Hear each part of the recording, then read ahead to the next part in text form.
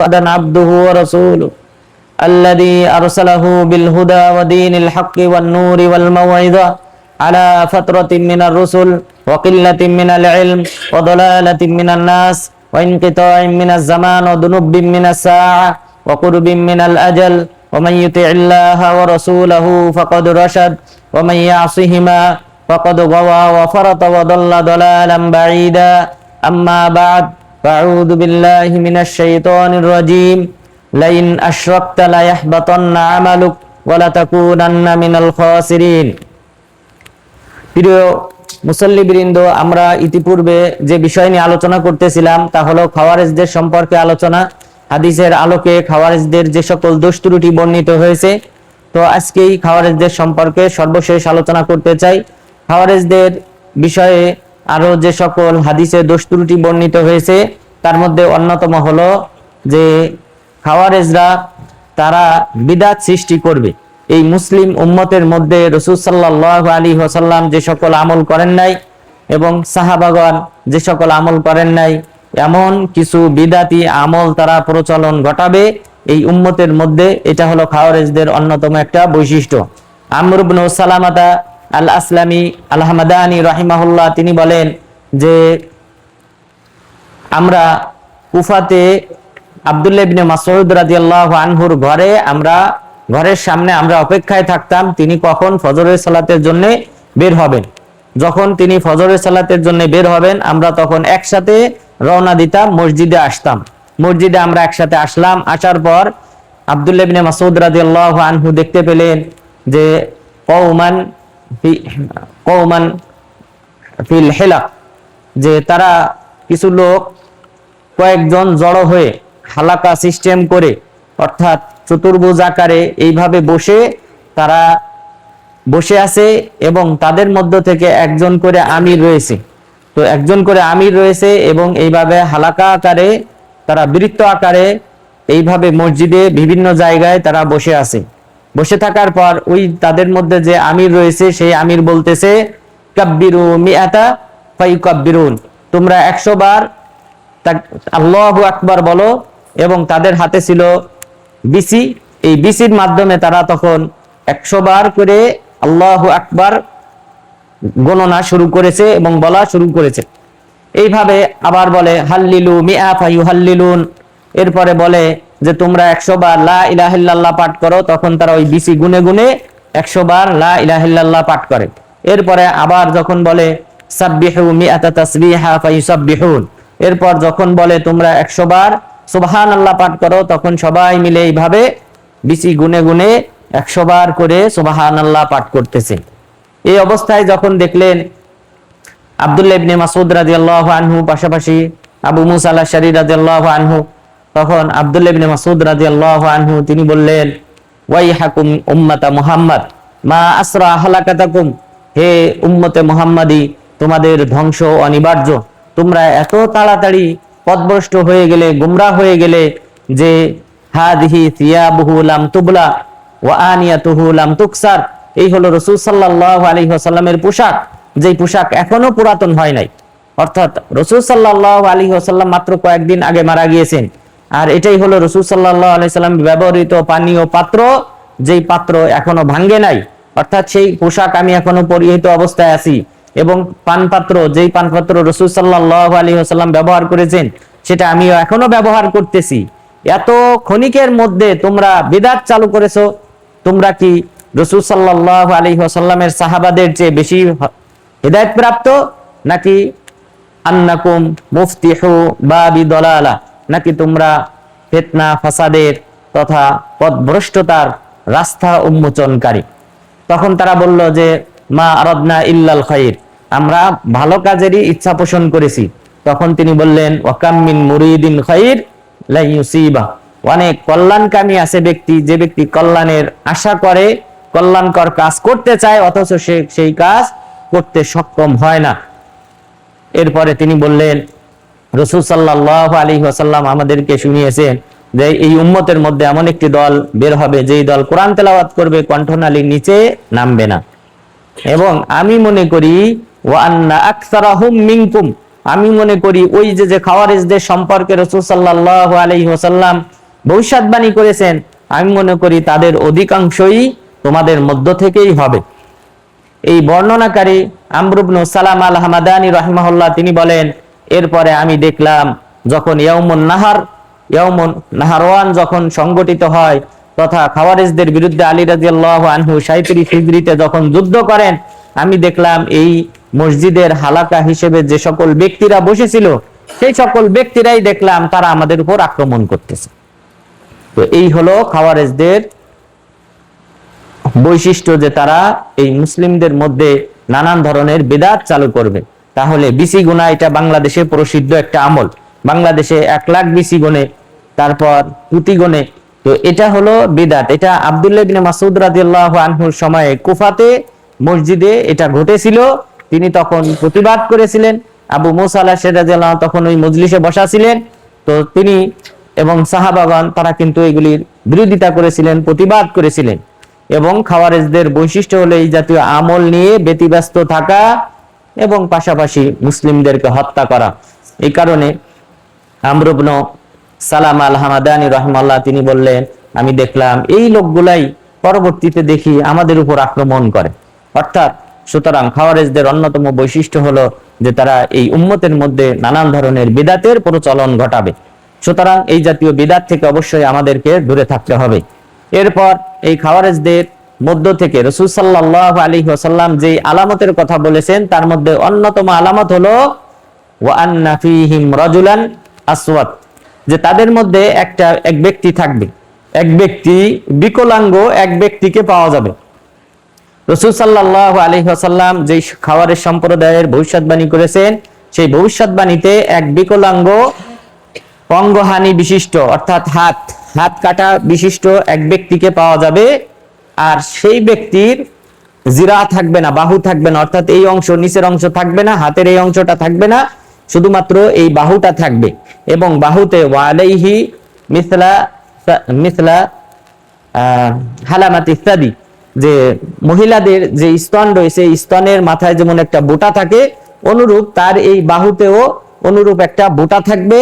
আলাইহি শাআরাত বীজ, এবং সেখানে থাকবে অনেক সাদা পশম, অর্থাৎ যেমন বিড়ালের মুখে যেমন কিছু পশম থাকে, সাদা খাড়া পশম থাকে, অনুরূপ ভাবে একজন ব্যক্তি পাওয়া যাবে এই খাওয়ারিজদের মধ্যে, যেই ব্যক্তির হাতের অংশ থাকবে না, শুধু বাহুর অংশ থাকবে, এবং বাহুর অংশে এখানে স্তনের মতো এরকম বোটা বিশিষ্ট একটা অংশ থাকবে, এবং সেই বোটার সামনে বা চারপাশে কিছু পশম থাকবে।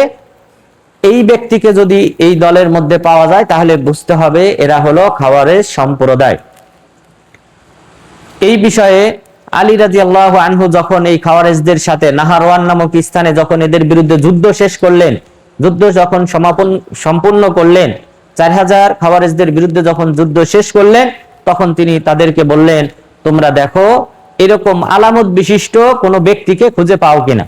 অবশ্যই পাওয়া যাবে যে তাদের মধ্যে কেউ নিহত হয়েছে যার এই এক হাত নেই, এবং পাশাপাশি এই যে আলামতের কথা বলা হয়েছে যে এই লোকটা হবে কালো, এবং পাশাপাশি এরকম মহিলাদের স্তনের মতো এরকম বুটা বিশিষ্ট অংশ থাকবে। তখন তারা খোঁজাখুঁজি শুরু করলেন। তারেক বিন জিয়াদ রাহিমাহুল্লাহ তিনি বলেন, আমরা খোঁজাখুঁজি করলাম, পেলাম না। তখন আমরা আবার আলী রাদিয়াল্লাহু আনহুর কাছে গেলাম। আলী রাদিয়াল্লাহু বললেন যে না, তোমরা আবার যাও। আবার আসলাম, খুঁজলাম, পেলাম না। পুনরায় আবার তিনি আমাদেরকে পাঠালেন এবং তিনি নিজে সাথে আসলেন। আসার পর লাশগুলা উঠাইতে বললেন। আমরা লাশগুলা উঠালাম। উঠানোর পরে আমরা এমন এক ব্যক্তিকে দেখতে পেলাম যেই ব্যক্তির এক হাত কাটা, এবং পাশাপাশি ওই যে আলামতের কথা রাসূল সাল্লাল্লাহু আলাইহি ওয়াসাল্লাম বলেছিলেন যে ব্যক্তিটি হবে কালো, এবং তার এই বাহুতে মহিলাদের স্তনের মতো এরকম স্তন থাকবে, এবং পাশাপাশি কিছু পশম থাকবে, বিড়ালের পশমের মতো এরকম পশম থাকবে। তো এইভাবে যখন এই ব্যক্তিকে আমরা পেলাম, আলী রাদিয়াল্লাহু আনহু আল্লাহু আকবার বললেন এবং তিনি সিজদায় লুটে পড়লেন, এবং আমরা সকলে সিজদায় লুটে পড়লাম।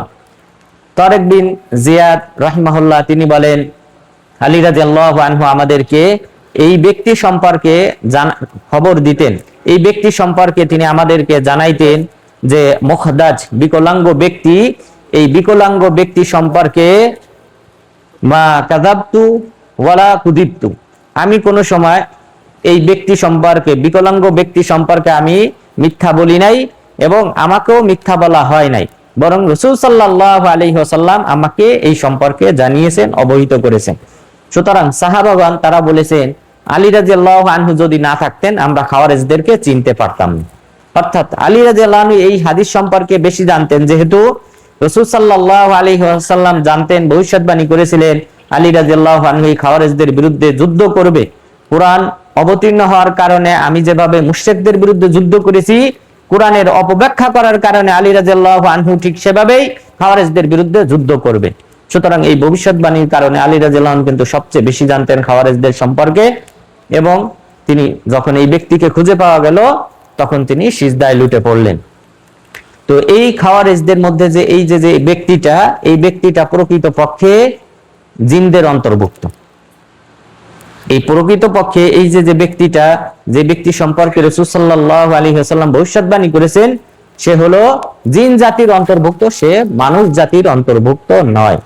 এই সম্পর্কে আবুল ওয়াসি আব্বাদ রাহিমাহুল্লাহ তিনি বলেন যে আলী রাদিয়াল্লাহু আনহু এই ব্যক্তি সম্পর্কে তিনি বলেছেন যে আমাকে রাসূল সাল্লাল্লাহু আলাইহি ওয়াসাল্লাম জানিয়েছেন সালাসাতু ইখওয়া মিনাল জিন, জিন জাতিদের মধ্য থেকে তিন ভাই, হাযা আকবারুহুম, এই ব্যক্তি হলো সবচেয়ে বড়, এবং ওয়াসানি লাহু জামউন কাসীর, দ্বিতীয় আরেক ভাই রয়েছে, সেই জিনের ওই ভাইয়ের আরো অনেক অনুসারী রয়েছে, ওয়াসালিস ফিহি যাফ, এবং তৃতীয় আরেক ভাই রয়েছে, সেই ব্যক্তি দুর্বল। অর্থাৎ জিনদের তিন ভাই সম্পর্কে রাসূল সাল্লাল্লাহু আলাইহি ওয়াসাল্লাম ভবিষ্যৎবাণী করেছেন, সবচেয়ে বড় যে তার মাধ্যমে এই খাওয়ারেজরা পথভ্রষ্ট হবে। অর্থাৎ জিন জাতির মাধ্যমে এই খাওয়ারেজদেরকে আলাদা করা হয়েছিল মুসলিম উম্মাহ থেকে, এবং নেতৃত্ব দিয়েছিল এই ব্যক্তি। এই ব্যক্তির নামটা কি? এই ব্যক্তির নাম সম্পর্কেও হাদিসে উল্লেখ হয়েছে। ওয়াসি বিন আব্বাদ রাহিমাহুল্লাহ তিনি বলেন আলী রাদিয়াল্লাহু আনহু যখন এই ব্যক্তিকে লাশের স্তূপ থেকে যখন বের করলেন, বের করার পর তিনি বললেন তোমাদের মধ্যে কে আছে এই ব্যক্তির নাম ঠিকানা বলবে, এই ব্যক্তির বাবার নাম কি তোমাদের মধ্যে কে আছে বলবে। তখন লোকজন আসলো, দেখলো, দেখার পর সবাই বলল হাযা মালিক, এই ব্যক্তির নাম তো মালিক, কিন্তু তার বাবার নাম কি? বাবার নাম কেউ জানেন, কারণ সে প্রকৃত পক্ষে জিন জাতির অন্তর্ভুক্ত ছিল, যেটা ভবিষ্যৎবাণী করেছিলেন রাসূল সাল্লাল্লাহু আলাইহি ওয়াসাল্লাম। সুতরাং এইভাবে জিন শয়তান বিভিন্ন সময় মানুষকে পথভ্রষ্ট করার জন্য এইভাবে মানুষের রূপ ধারণ করে মানুষকে পথভ্রষ্ট করে। বদর যুদ্ধে মক্কার মুশরিকরা যখন সিদ্ধান্ত নিল বদরের প্রান্তরে ছুটে যাবে, তখন তাদের মনে পড়লো যে বানু বকর গোত্রের সাথে তো আমাদের দ্বন্দ্ব রয়েছে, আমরা যদি পুরুষরা যুদ্ধের ময়দানে চলে যাই তাহলে আমাদের শিশু, স্ত্রী, ছেলে মেয়ে এদেরকে তো বানু বকর এসে হত্যা করবে, আমাদের বাড়িঘর জ্বালিয়ে দিবে। তাদের যুদ্ধ যাত্রা থেমে গিয়েছিল। সেই মুহূর্তে ইবলিস সুরাকাত ইবনে মালিক বিন জুশুম এই ব্যক্তির রূপ ধারণ করে আসে। আসার পর বলে যে আমি হলাম বানু বকর গোত্রের সর্দার, সুতরাং আমি তোমাদের সাথে রয়েছি, তোমাদের কোনো টেনশন নাই। তখন মক্কার মুশরিকরা রওনা দেয়। এরপর বদরের প্রান্তরে যখন আসে, আল্লাহ তাআলা 1000 ফেরেশতা অবতরণ করেন। এই ফেরেশতাদের দিকে তখন ইবলিস পলায়ন করতে শুরু করে, এবং হিশাম নামে এক ব্যক্তি তাকে জাপটে ধরে, এবং ধরার পর জিজ্ঞাসা বলে যে তুমি তো প্রতিশ্রুতি দিয়েছিলে তুমি সর্বদা আমাদের সাথে থাকবে, এখন তুমি পলায়ন করতেছো কেন? তখন সে তার বুকে ঘুষি মেরে তাকে ফেলে দিয়ে সমুদ্রের নিচে গিয়ে লুকায় এবং বলে ইন্নী আরা মা লা তারাউ, আমি এমন সৈন্যবাহিনীকে দেখতে পাই যা তোমরা দেখতে পাও। অর্থাৎ ফেরেশতাদেরকে সে যখন দেখতে পায় তখন সে পলায়ন করে। তাহলে এইভাবে মানুষকে পথভ্রষ্ট করার জন্য এবং অন্যান্য কাফের মুশরিকদেরকে সহায়তা করার জন্য ইবলিস বিভিন্ন সময় মানুষের রূপ ধারণ করে। উহুদের প্রান্তরে মুসলিমদের যখন বিজয় হইতেছিল, মুসলিমরা যখন সামনের দিকে এগিয়ে চলতেছিল, এবং মক্কার মুশরিকদের যখন সম্মুখ ভাগ সবচেয়ে বড় যে দলটি ছিল সামনে আবু সুফিয়ানের নেতৃত্বে এবং তালহা ইবনে আবি তালহার নেতৃত্বে, সেই বাহিনীটাকে যখন পরাজিত করতে সক্ষম হয়, এই সময় ইবলিস আওয়াজ দেয় আই ইবাদাল্লাহ উখরাকুম, হে আল্লাহর বান্দারা তোমাদের পিছনে শত্রু রয়েছে। এইভাবে যখন আওয়াজ দেয় তখন মুসলিম বাহিনী সামনের বাহিনী পিছনের বাহিনীর উপর আক্রমণ করতে শুরু করে। হুযায়ফা ইবনুল ইয়ামান রাদিয়াল্লাহু আনহু দূর থেকে দেখতেছিলেন যে সাহাবাগণ তার বাবা ইয়ামান বিন জাবেরকে হত্যা করে ফেলতেছে। তিনি দূর থেকে আওয়াজ দিলেন, আবি আবি, তিনি আমার বাবা, তিনি আমার বাবা। কিন্তু এই বলার মধ্যেই সাহাবাগণ তাকে হত্যা করে ফেলে। তো ইবলিসের বিভিন্ন ভূমিকা রয়েছে, বিভিন্ন সময় সে অবদান রাখে। তো এইভাবে খাওয়ারেজ সম্প্রদায়কে পথভ্রষ্ট করার জন্য এবং তাদের নেতৃত্ব দেওয়ার জন্য এই জিন শয়তানদের মধ্য থেকে মালিক নামে এই জিন শয়তান নেতৃত্ব দিয়েছিল এবং সে এই যুদ্ধে নিহত হয়েছিল। তো সুতরাং মানুষকে এইভাবে নানানভাবে জিন শয়তান পথভ্রষ্ট করে। সাভারের একটি ঘটনা, সাভারে একজন রাজমিস্ত্রি পেশাব করতে বসেছে রাতের অন্ধকারে পেশাব করতে বসেছে। তখন গায়েবী আওয়াজ শুনতে পায়, এই স্থানটাকে তুমি সম্মান করবে। যেই কথা সেই কাজ, এবং সেখানে একটা মাজার গড়ে ওঠে। তো এই হলো আমাদের মুসলিমদের অবস্থা। তো ইবলিস তার শিরকি কার্যক্রম পরিচালনা করার জন্য বাংলাদেশের মানুষের সামনে শুধু একটা গায়েবী আওয়াজ দিলেই যথেষ্ট, সেখানে শিরিকের আখড়াখানা তৈরি হয়, আল্লাহ তাআলার সাথে শিরিক করা হয়, এমন মাজার তৈরি করে ফেলে মুহূর্তের মধ্যে। তো শয়তান ইবলিস, আমাদের এই জন্য কিছু ইলম থাকা দরকার। তাওহীদ কাকে বলে, শিরিক কাকে বলে, এই বিষয়ে আমাদের জ্ঞান থাকা দরকার। একটা গায়েবী আওয়াজ শুনলে সেটাই কি ফেরেশতাদের আওয়াজ, না এটা ইবলিস জিন শয়তানের আওয়াজ? এর মাধ্যমে সে আপনাকে পথভ্রষ্ট করতেছে। মাজার করা কি ইসলামের দৃষ্টিতে শরীয়ত সম্মত কিনা, সেটা আপনার যে জ্ঞান আল্লাহ তাআলা দিয়েছেন, আলেম ওলামা যারা রয়েছেন তাদের কাছে জিজ্ঞাসা করার মাধ্যমে তারপর আপনি সিদ্ধান্ত গ্রহণ করবেন। তো সুতরাং এইভাবে জিন শয়তান তারা কিন্তু মানুষকে নানান ভাবে পথভ্রষ্ট করে থাকে এবং অনেক সময় প্রকাশ্যে মানুষের রূপ ধারণ করে এসে মানুষকে পথভ্রষ্ট করে থাকে, যেমন ভাবে খাওয়ারেজ সম্প্রদায়কে পথভ্রষ্ট করেছিল। তো এইভাবে খাওয়ারেজদের নানান কীর্তিকলাপ যেগুলি হাদিসে উল্লেখ হয়েছে আমরা মোটামুটি উল্লেখ করেছি। এরপর খাওয়ারেজদের মধ্য থেকে নানান দল রয়েছে এবং প্রায় 30টির মতো দল রয়েছে। এই দলের কয়েকটি দলের আমি কয়েকটি আকীদা উল্লেখ করব, তাহলেই আমরা বুঝতে পারবো যে তারা আসলে কেন মুসলিমদের থেকে, সালাফদের আকীদা থেকে কিভাবে তারা দূরে সরে গিয়েছে। তার মধ্যে মুহাক্কিমা, প্রথম যে দলটি তৈরি হয় খাওয়ারেজদের, সেটাকেই বলা হয় মুহাক্কিমা।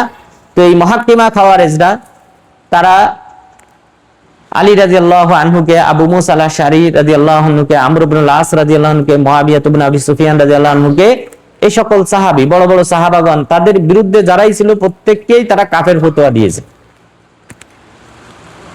একদা এই সম্পর্কে হাকিম আল হানাফি রাহিমাহুল্লাহ তিনি বলেন যে আলী রাদিয়াল্লাহু আনহু ফজরের সালাত শেষ করলেন।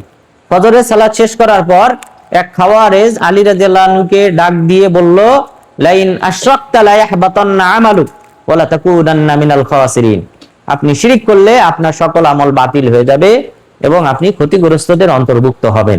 অর্থাৎ যেন আলী রাদিয়াল্লাহু আনহু মুশরিক হয়ে গেছে, নাউযুবিল্লাহ। এইভাবে খাওয়ারেজরা তাকে ফতোয়া দিয়েছিল।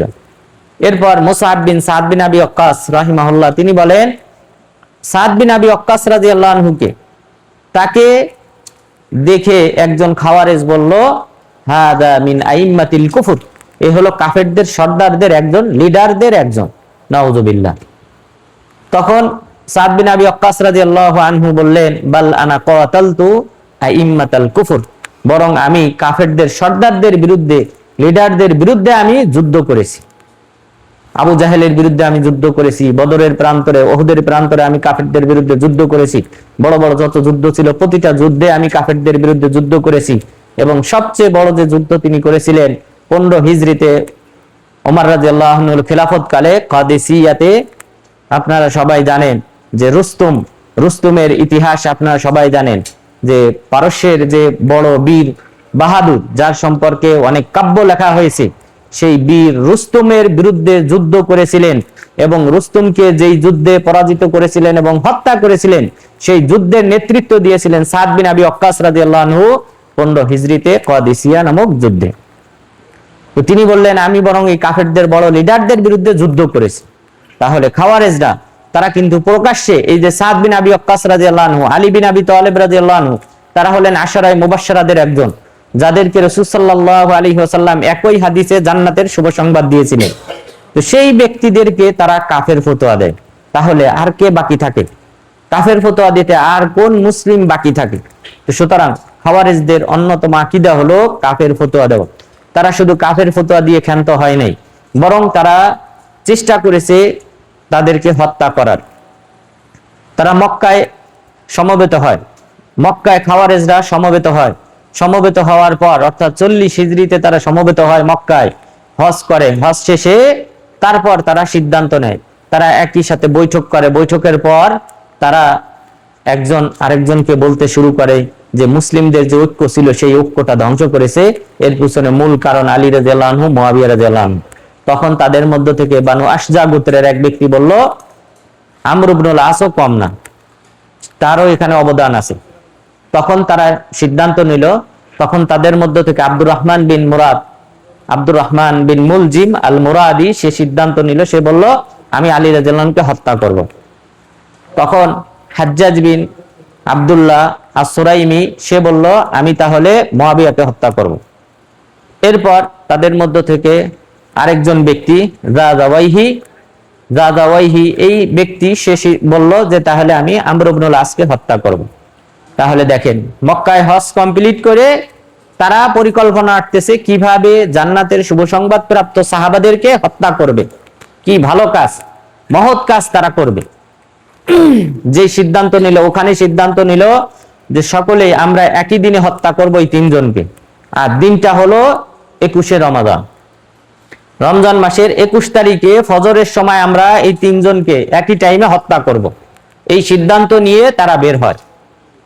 তো শাম দেশে ছিলেন মুআবিয়া রাদিয়াল্লাহু আনহু, আমর ইবনুল আস রাদিয়াল্লাহু আনহু, ইরাকে ছিলেন, কুফাতে ছিলেন আলী রাদিয়াল্লাহু আনহু। তো এখানে 3 জন 3 জায়গায় চলে যায়। ঠিক 21 তারিখে রমজান মাসে 40 হিজরির 21 তারিখে রমজান মাসে ফজরের সালাতে আলী রাদিয়াল্লাহু আনহু যখন মসজিদে আসবেন, মানুষদেরকে তিনি ডাকতেছিলেন, মানুষদেরকে দাঁড়ে দাঁড়ে গিয়ে ডাকতেছিলেন নামাজের জন্য। ওই সুযোগে সে পিছন থেকে আঘাত করে আলী রাদিয়াল্লাহু আনহুকে হত্যা করেন, আব্দুর রহমান বিন মুলজিম। এরপর মুআবিয়া রাদিয়াল্লাহু আনহু ফজরের সালাতে ইমামতি করতেছিলেন, তখন হাজ্জাজ বিন আব্দুল্লাহ আস-সুরাইমি সে ফজরের সালাতে মুআবিয়া রাদিয়াল্লাহু আনহুর ইমামতি করা অবস্থায় নিতম্বে আঘাত করে। নিতম্বে আঘাত করার পর তার একটা রক কেটে যায় এবং এরপরে তিনি আর কোনো সন্তান জন্ম দিতে পারেন নাই, অর্থাৎ তার আর কোনো ঔরসজাত সন্তান হয় নাই। এই আঘাতের পরে তিনি আহত অবস্থায় ছিলেন। আর আমর ইবনুল আস রাদিয়াল্লাহু আনহু ওই দিন অসুস্থ ছিলেন, তো তিনি বের হন নাই নামাজে। তার পরিবর্তে খাওয়ারেজা নামে এক ব্যক্তি বের হন, সেই ব্যক্তিকে সে হত্যা করে ফেলে। তো এইভাবে এই খাওয়ারেজরা তারা সাহাবাদেরকে, বড় বড় সাহাবাদেরকে কাফের ফতোয়া দিয়ে ক্ষান্ত হয় নাই, বরং তাদেরকে কিভাবে শেষ করা যায় সেই আপ্রাণ চেষ্টা করেছে। এই মুহাক্কিমা খাওয়ারেজরা তারা কিন্তু এইভাবে বড় বড় সাহাবাদেরকে হত্যা করার পরিকল্পনা করেছে এবং কিছু ক্ষেত্রে তারা সফল হয়েছে। এরপর এই খাওয়ারেজদের মধ্য থেকে যে বিভিন্ন দল রয়েছে তার মধ্যে অন্যতম একটি দল হলো আল আজারেকা। আজারেকা খাওয়ারেজরা, এরা হলো সবচেয়ে জঘন্যতম খাওয়ারেজ। এবং এই খাওয়ারেজরা তারা মনে করে তাদের বিপরীত ব্যক্তি যারা রয়েছে, অর্থাৎ মুসলিমরা, এই মুসলিমরা এরা হলো এদের যে সন্তান রয়েছে, ছোট ছেলে মেয়ে বাচ্চা, এই সকল বাচ্চা এরাও কাফের। অর্থাৎ তারা তো কাফের, তাদের দলের বাহিরের সদস্য যারা আছে তারা সবাই কাফের, পাশাপাশি এদের যে ছোট বাচ্চা, মাসুম বাচ্চারা রয়েছে যাদের কোনো পাপ নাই, এই মাসুম বাচ্চারাও কাফের।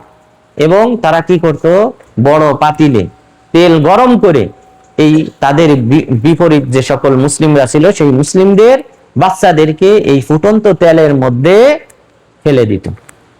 এইভাবে তারা মুসলিম বাচ্চাদেরকে হত্যা করত।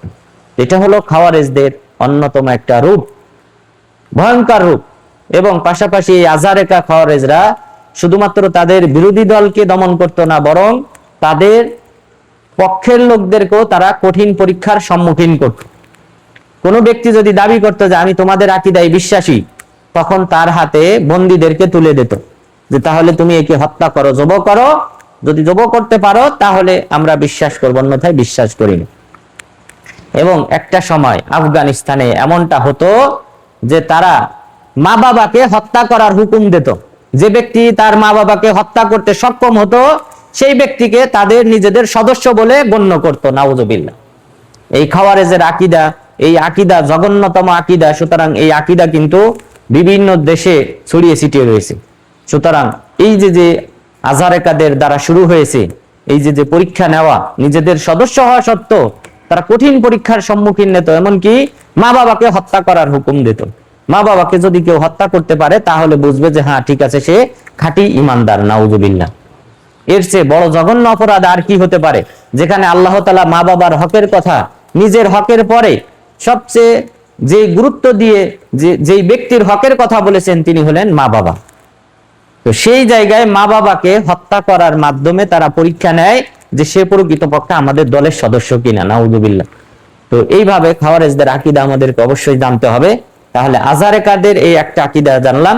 এরপর আজারেকারা কোরআন এবং হাদিস বিরোধী যে সকল আইন তারা মনে করত, তার মধ্যে অন্যতম হলো হাত কাটা। হাত তারা মনে করে যে ওয়াসারিকু ওয়াসারিকাতু ফাকতাউ আইদিয়াহুমা, চোর এবং চোরনি অর্থাৎ যেই নর নারী চুরি করবে তাদের হাত কেটে দাও, আল্লাহ তাআলা বলেছেন। তারা মনে করে হাত কাটতে হবে, তার মানে এই বাহু সহ হাত কাটতে হবে। নাউজুবিল্লাহ। অথচ রাসূল সাল্লাল্লাহু আলাইহি ওয়াসাল্লাম চোর এবং চোরনিদের হাত কেটেছেন এই কবজি পর্যন্ত।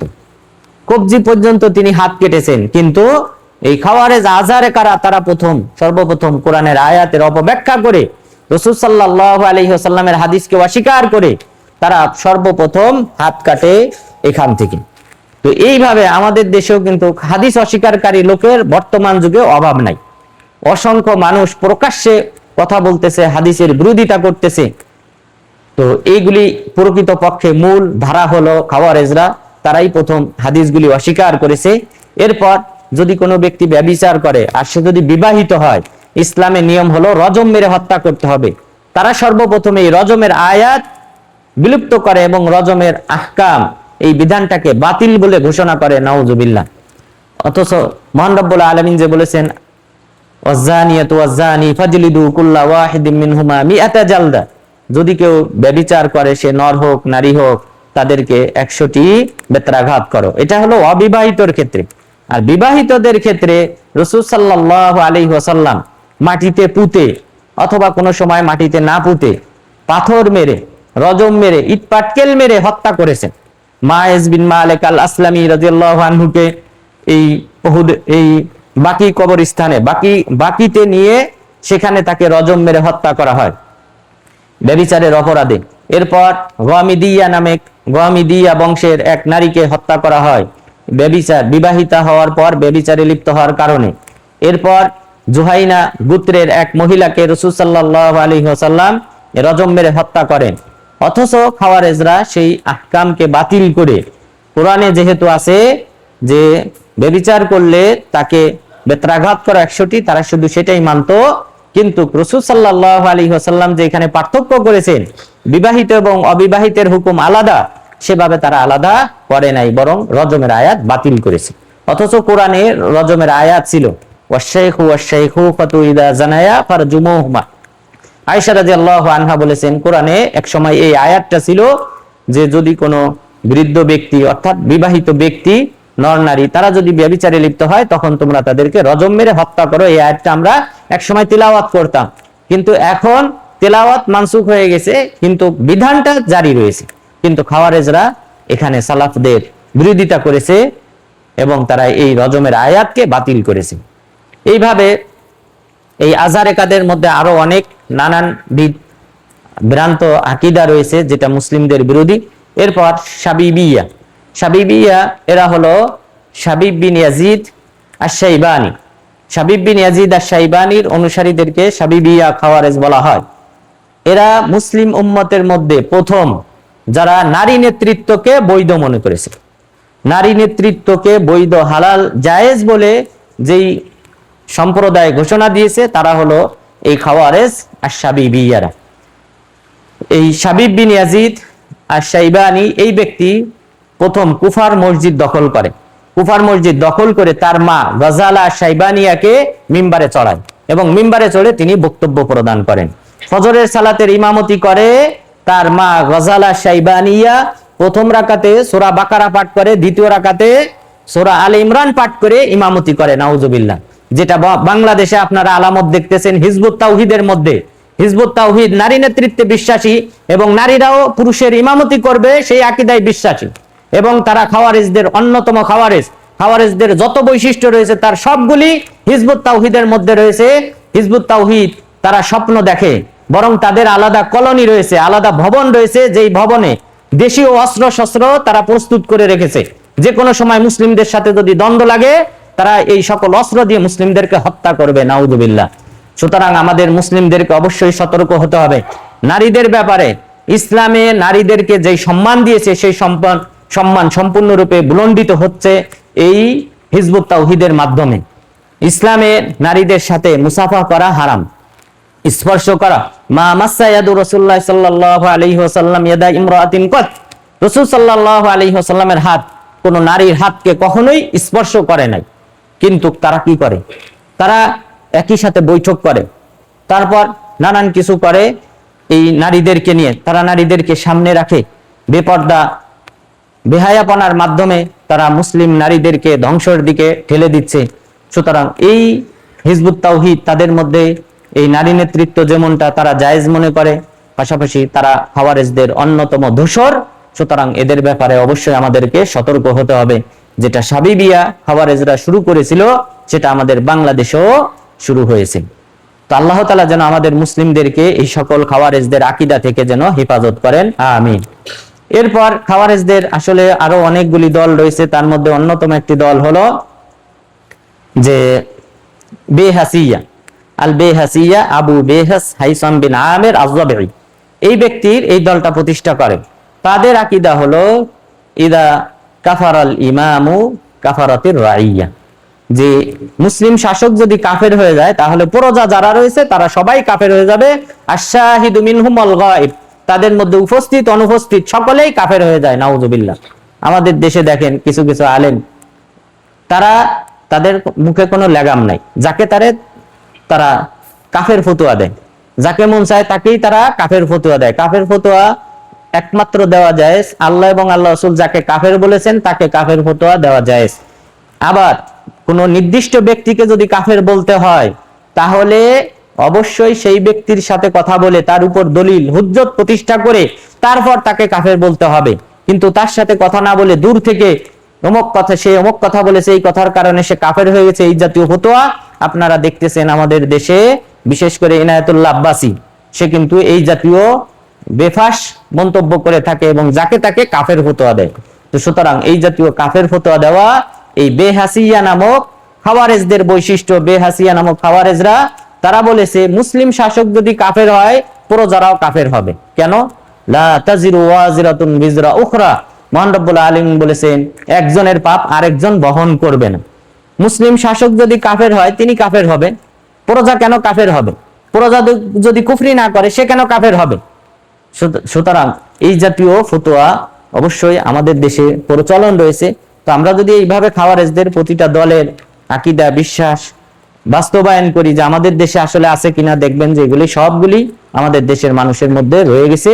সুতরাং আমাদেরকে সালাফি আকীদায় বিশ্বাসী হতে হবে এবং খাওয়ারিজদের এই জাতীয় আকীদা থেকে অবশ্যই দূরে থাকতে হবে। এরপর খাওয়ারিজদের জঘন্যতম একটি দল হলো ইয়াজিদিয়া। ইয়াজিদিয়া এই খাওয়ারিজদের ইয়াজিদ বিন আবি আনিসা আল খারিজি, তার অনুসারীদেরকে ইয়াজিদিয়া বলা হয়। তারা হলো প্রকৃতপক্ষে বর্তমান যুগে তারা হলো আবাদাতুশ শাইতান, শয়তানের ইবাদতকারী। তারা ইবলিস শয়তানের উপাসনা করে, সরাসরি ইবলিসের ইবাদত করে, নাউযুবিল্লাহ।